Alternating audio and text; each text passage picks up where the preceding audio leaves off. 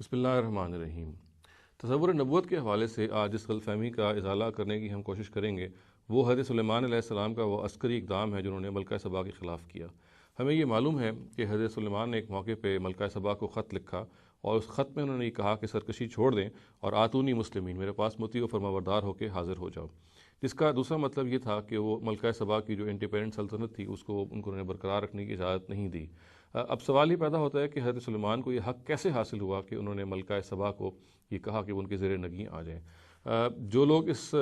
پورے واقعے کی توجیہ اتمام حجت قانون کے بنیاد پہ کرتے ہیں وہ بھی صحیح نہیں بیٹھتی۔ اس کی وجہ یہ ہے کہ اتمام حجت کے حوالے سے تو یہ ضروری ہے کہ حق کا ابلاغ کیا جائے، حق کو بتایا جائے، حق کے بارے میں کچھ تفصیل کی جائے۔ ہمیں معلوم ہے کہ دوسرے رسولوں نے، انبیاء نے جب حق کا ابلاغ کیا تو اس میں وقت لگا، اس کے لیے انہوں نے ایفرٹس کیے، اس کے لیے جس قوم میں وہ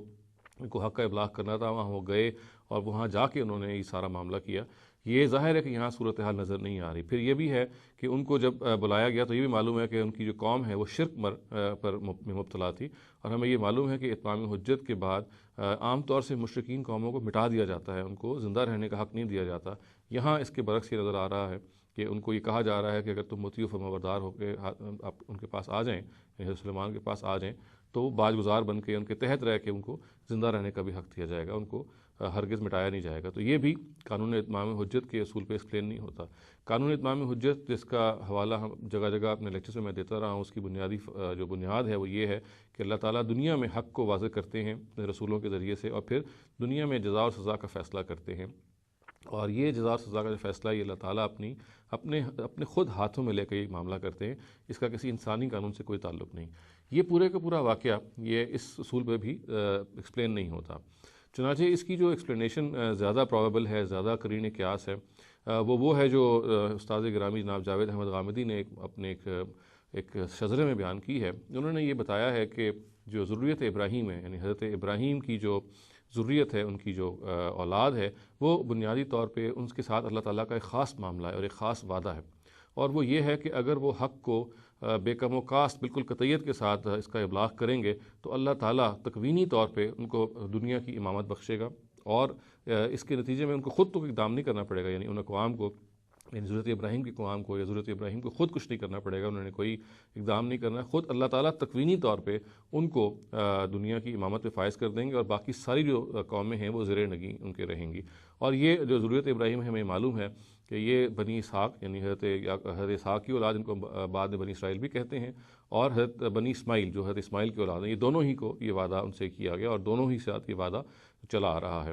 اس سلسلے میں اسی کی فرع ایک یہ ہے کہ پھر ان دونوں کی دونوں جو نسلیں ہیں ان کے لیے دو الگ علاقے خاص کر دیے گئے، تاکہ اللہ تعالیٰ کا جو یہ معاملہ ہے یہ بالکل مشہور طریقے سے جب وہ کرتے ہیں تو وہ بالکل سامنے آ جائے، اور یہ علاقوں میں پھر ان کو کنفائن کیا ہے، اور یہ بتایا گیا کہ ان کی میراث کا علاقہ ہے۔ چنانچہ بنی اسرائیل کی جو میراث کا علاقہ ہے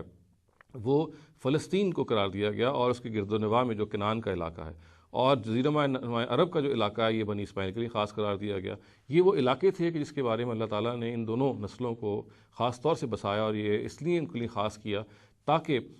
اس کے ذریعے سے اللہ تعالیٰ کا جو معاملہ ہے ان دونوں نسلوں سے وہ دنیا کے سامنے بالکل نمایاں طور پہ آتا رہے۔ اور اس کے ان دونوں علاقوں کے حوالے سے بھی کچھ خاص حکم ہیں جو اللہ تعالیٰ نے دیے، اور ان میں ایک حکم یہ ہے کہ کفر اور شرک جو ہے یہاں پہ نہیں رہ سکتا کسی صورت میں بھی، یعنی تمام کفار اور مشرک جو ہیں یہاں سے ایکسپیل کر دیے جائیں گے، ان کو یہاں رہنے کی کوئی گنجائش نہیں ہوگی۔ اور اس کے ساتھ ساتھ وہ علاقے جو ان کے بارڈر پہ ہیں، جیسے کہ میں نے عرض کیا کہ حضرت